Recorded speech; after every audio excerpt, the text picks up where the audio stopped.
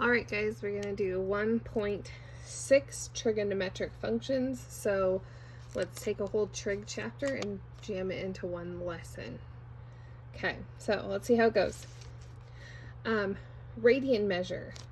That is the length of the arc divided by the radius. I think there's possibly an something on that, but next thing I want to talk about is the 6 basic trigonometric functions in a circle. So when you draw them in a circle, we draw them in terms of r being the hypotenuse, and then x and y being the sides, x being the x coordinate, y being the y coordinate. Okay. So we have all of these functions relating those 3 pieces. Okay. Okay, we're going to look at the graphs on page 46. If you want to pull up your book, I'll pull up mine. Okay, so reminder for you of what all of our lovely graphs look like. So we have the cosine graph, which starts at the top, goes a circle of 2 pi, looks kind of like a V or a U shape. Okay. The sine graph starts at 0, goes up, down, and around.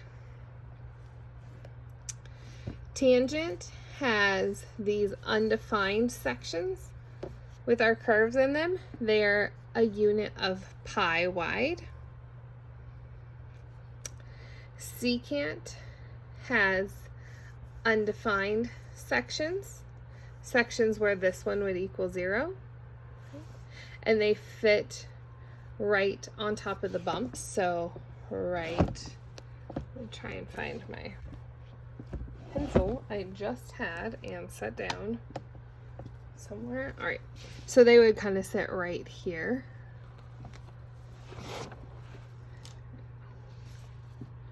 Okay, sorry, we're like focusing on my hand.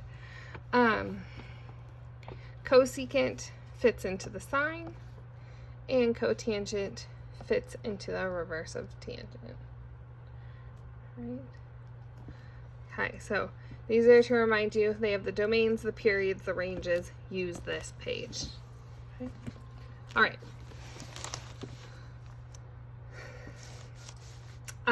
Even and odd, see page 47. We really like our book today. Okay. All right. Even and odd trigonometric functions. Trying to figure out where on 47 I was talking about this.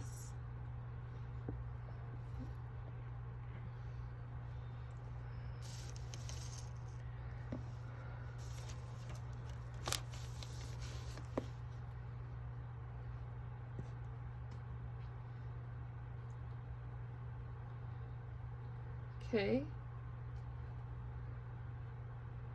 All right, so talking about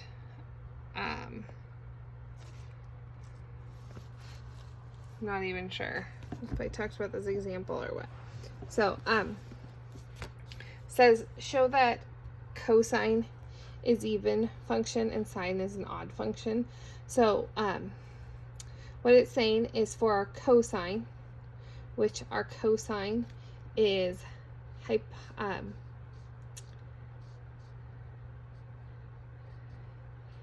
here's this here, so it would be adjacent over hypotenuse. So if we did cosine adjacent over hypotenuse, we'd have a negative over a positive if we plugged in a negative number.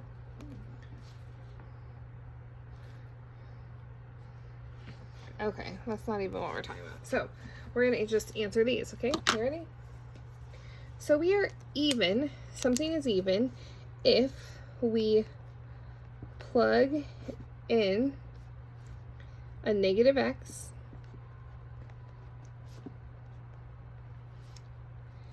and y stays the same okay? And it is odd if we plug in a negative x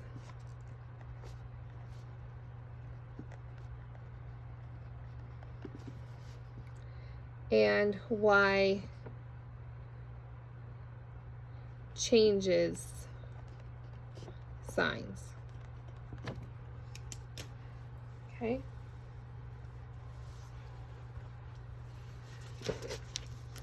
So, what do I mean? We plug in a negative x and it stays the same.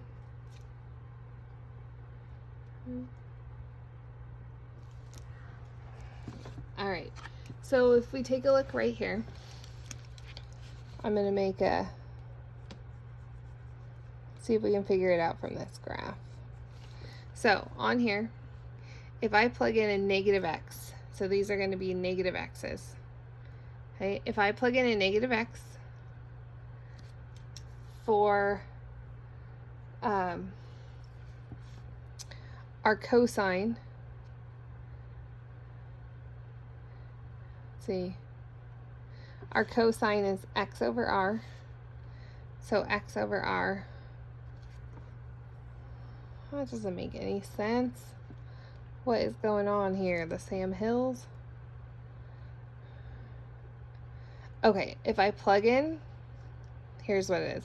If I plug in a negative x to our cosine, our y is going to stay positive, so that's going to be even.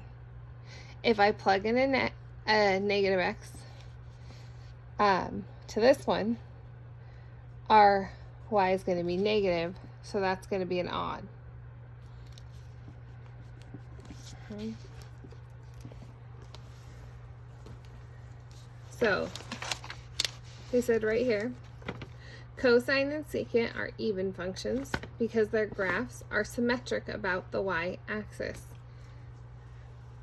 If we take a look at the graphs on page 46 again,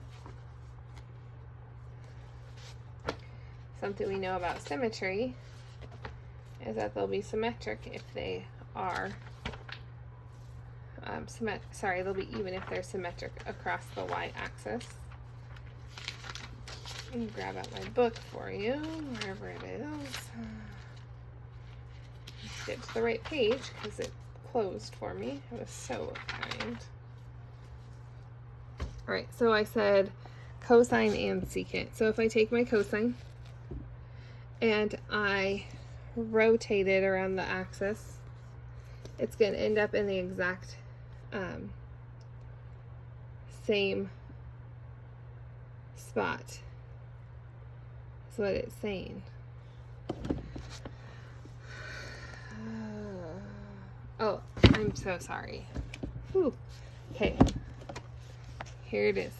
They're symmetric across the y-axis. So right here, if I folded this in half right here, they're going to be symmetric. They're going to be the same. Same with this one. If I fold this one in half, it's going to be the exact same. Okay, these ones are going to be odd functions because they're not even functions. So that's legitimately what the rule is. All right. Also, I think another rule of odd functions is you can twist it around the origin. So if we twisted this one around the origin, it would sit on top of itself. Okay. All right. So find all the trig values if sine of the angle equals -3/5. Tangent is going to be less than 0. Okay. Tangent's less than 0. Oh, so if tangent's going to be less than 0, that means our tangent is going to be negative. All right. Okay. So what I would do is I would draw us out a coordinate plane so that I can figure out where my triangle is going to be 3/5. If you look above sine, it's going to be our y and our r. So our y over r. Okay. So what this is saying is that our y has to be a -3 because r's are always positive values. So the y must be the -3. So that means we are either looking down here or down here for triangles.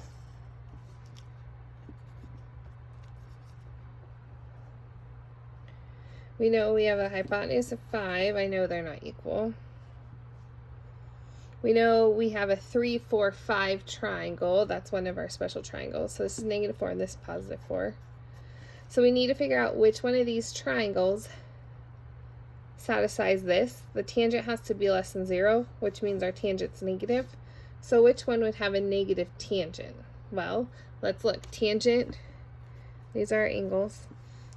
So this tangent over here is going to be -3 over -4, which equals 3/4.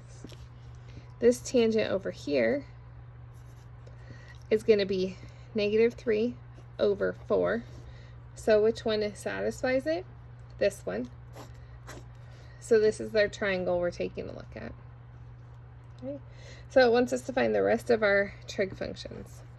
So cosine, tangent, which we did, cosecant, secant, and cotangent. Best part, once you find these, you can just flip these. So I already know sine is -3/5, so I know cosecant is going to be -5/3. I know cotangent is -3/4, so I know this is going to be -4/3. Now I just need to find cosine. Cosine is adjacent over hypotenuse, so this is going to be 4/5, and this is going to be 5/4. Okay. Or you could look at the ones above and know that cosine is going to be x over r, so it's going to be x over r. Either way, whichever way you want to remember it. All right. Special triangles to remember. There's 2 special triangles. Okay. So this one is a 45-degree angle. These sides are the same, so both of the side measures will be 1. And this side is the square root of 2. Okay. They're just angles we always know for our special triangles, and then they also come into play with our unit circles. This one, the 30, 60, 90 triangle, the hypotenuse is always 2. The short side is half of the hypotenuse, so it's 1. And the taller leg is going to be the square root of 3. So they're always 1, 2, 3, the 3 square rooted. Okay, hopefully that is pulling back your memory from last year. Whoops. Better just get rid of these papers that are randomly here. Alrighty. So, graphing a trig function. Okay. How do we graph a trig function? Well, here's all the components. I know it's a lot.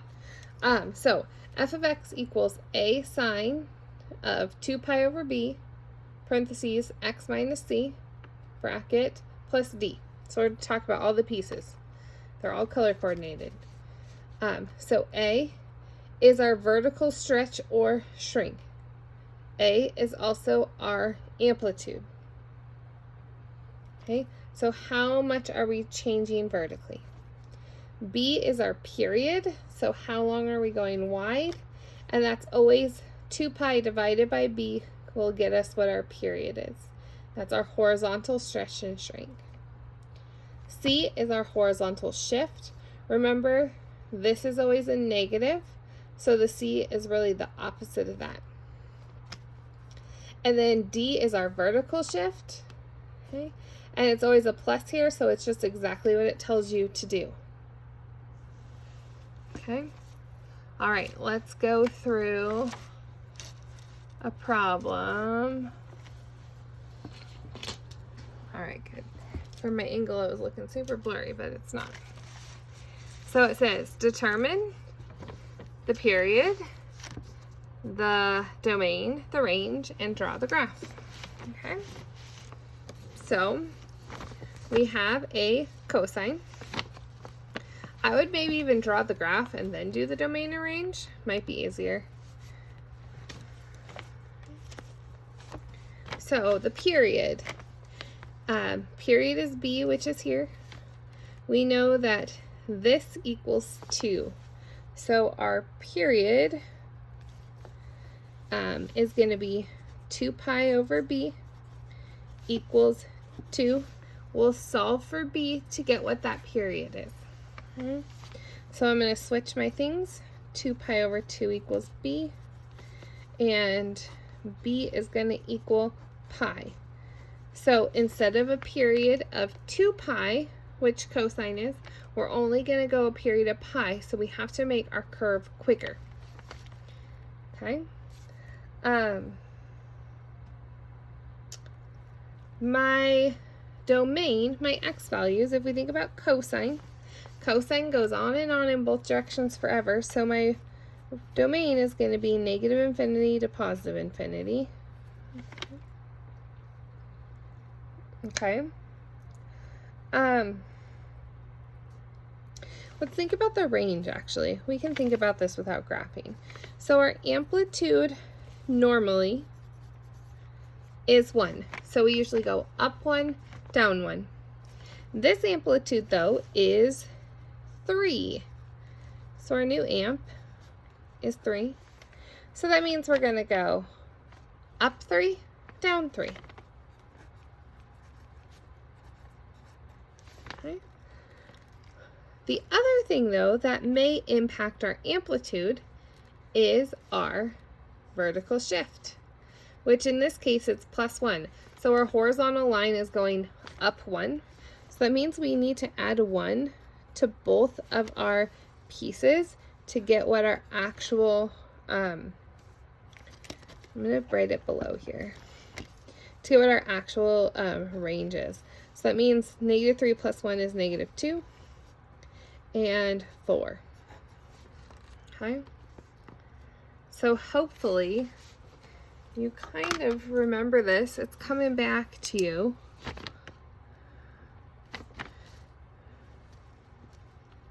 Because it's very slowly coming back to me. Okay.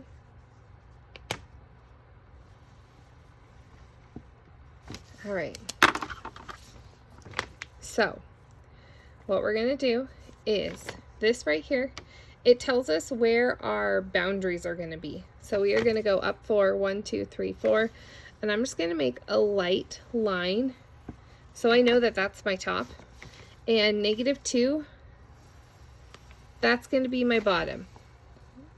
Okay.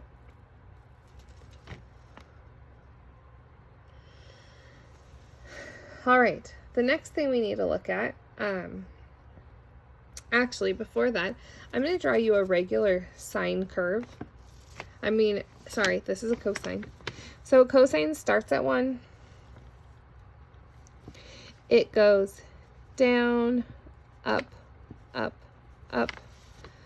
Same over here. Okay. So this is what my cosine curve is going to look like.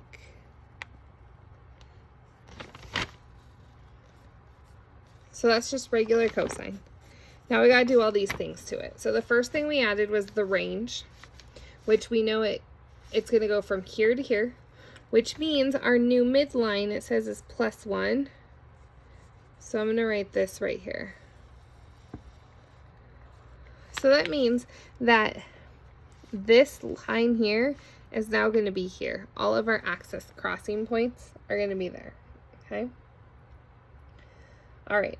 The next thing we need to look at is where I kind of like to start on my starting point here.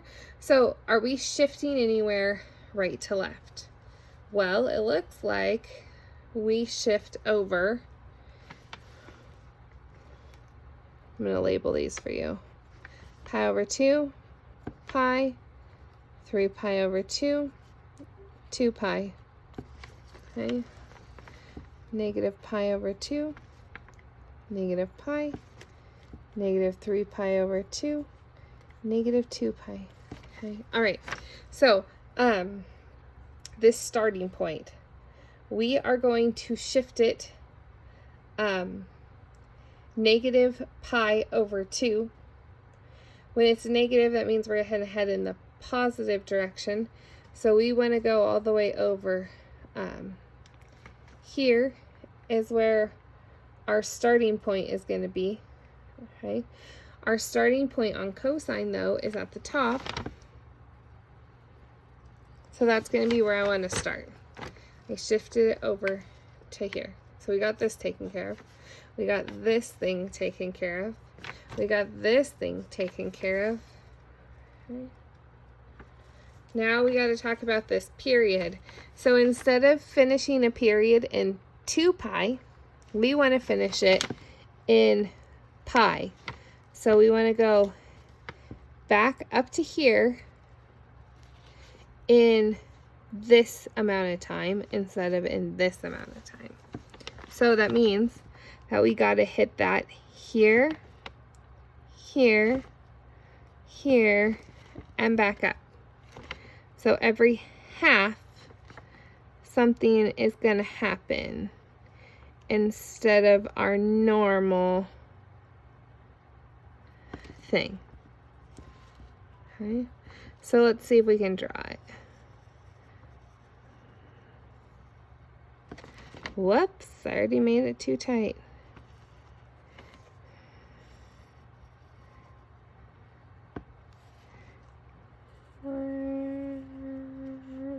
Okay. All right, so there's our equation. That's a little bit wiggly womp. That's okay. I'll draw it in green since that's the problem. Okay.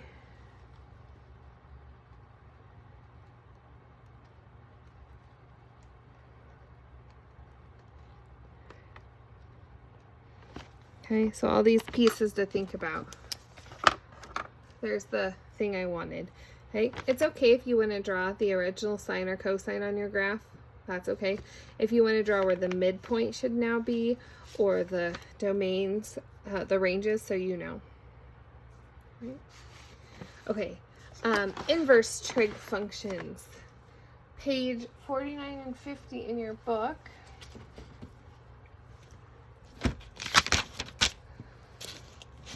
Okay, so here they are down here in this box, which I can't get on your page all the way because I'm getting blocked. Okay, they're there. They're wonky, but you can read them. All right, so inverse trig functions. They have a domain because you could have multiple answers. Okay. Remember, we're doing like kind of the opposite. So what we're asking is, this is asking like, what would the cosine of this angle be? All right. We'll go over some examples.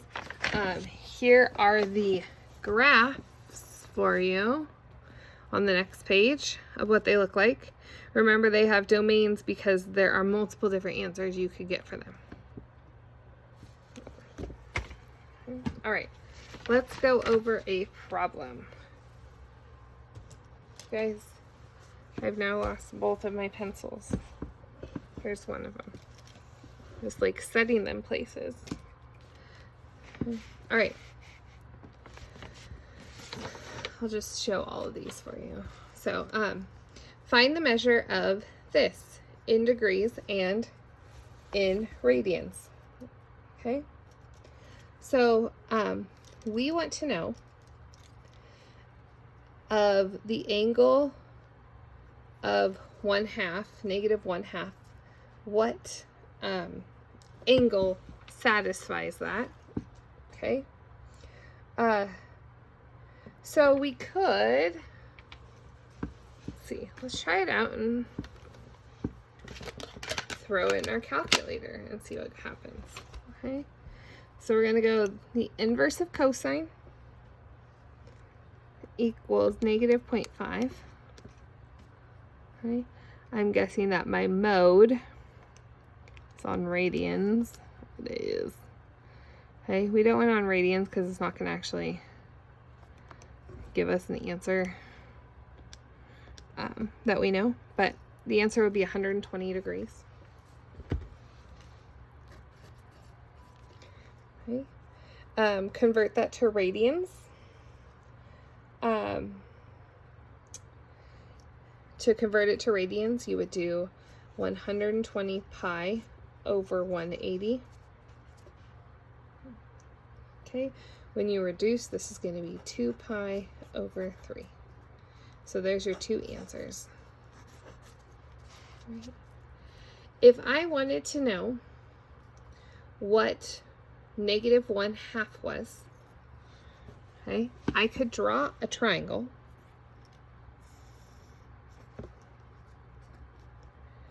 Because negative 1/2 is 1 and 2, and we know that 1 and 2 are measures, right?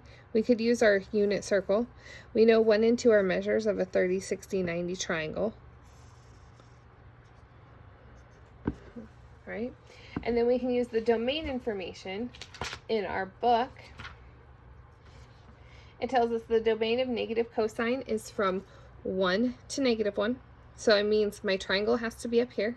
Because this is a negative, I know my triangle has to be on this side. Okay. The cosine is going to be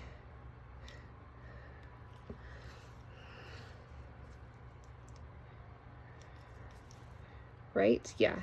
So it'll be negative 1 over 2 square root of 3. So we know this is going to be 60 degrees. So we know that we are going to have that this right here is going to be the 90 degrees plus this sliver here, which is an extra 30. And we know that this angle is our answer, which is 120, which is what we got above. If this this may not be a number you can do, and then you can't do a triangle, okay? But because it was a special triangle, I was able to find it. Remember the domain restrictions for your numbers. On this example right here, okay, we're doing it between 0 and 2 pi, which means that we're going to end up with multiple answers. So what we're going to do is we need to take the inverse sine of both sides so that we have left x equals the inverse sine of 0.7. I don't know what 0.7 is off the top of my head, so I'm going to plug it into my handy dandy calculator, but I want it to be the inverse sine of 0.7. So it is about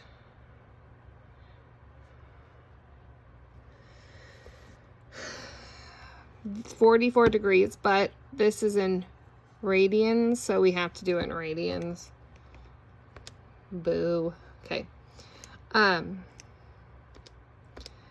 Okay, so 0.77. So x is about 0.775. I'll take 3 decimals. Okay. But that means that we have to check out our sine. Okay, so sine is all degrees above. No. Sorry, we need the whole thing. Okay, because it can be from 0 to 2 pi. Okay, so we need to know when sine is going to be positive. Sine is positive in this quadrant. Okay, and then sine opposite over hypotenuse will be positive in this quadrant. So that means we need both of those sine answers. Okay, how do we get what angle measure would be over here. Well, it's like this problem down here. You guys even been able to see what I've been talking about? Okay, yeah, you have. We take pi and subtract this, and that'll get us everything. So to get our second measure, we're going to go pi minus 0.775. Okay, and that gives us about 2.367. And that's going to be our two answers.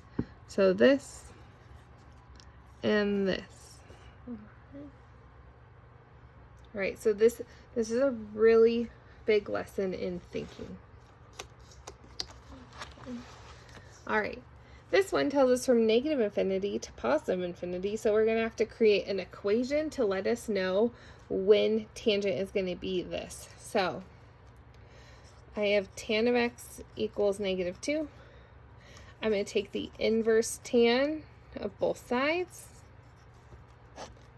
So I want to know when an angle is 2, what the tangent of that angle is going to be. Okay? So I can plug that into, oh, but look, it was -2, so I gotta do that. So I can plug that into my calculator. And it's going to give us this answer of -1.107 pi. Sorry, 1.107. This says for always, what is that going to be? So if we do a tangents are only in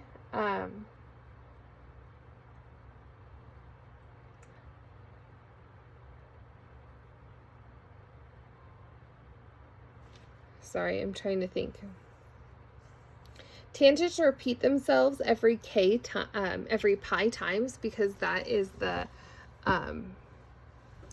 period of tangent is pi. So we are going to do plus k pi,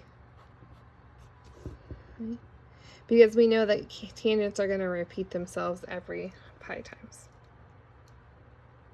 When you do these with sine and cosine, they'll be a little bit different because you'll have 2 pi, and you have potentially 2 quadrants like this one above to have 2 answers. So on this one, if it had this, we would need to do 0.775 plus 2 pi, and this plus 2 pi to get the answer.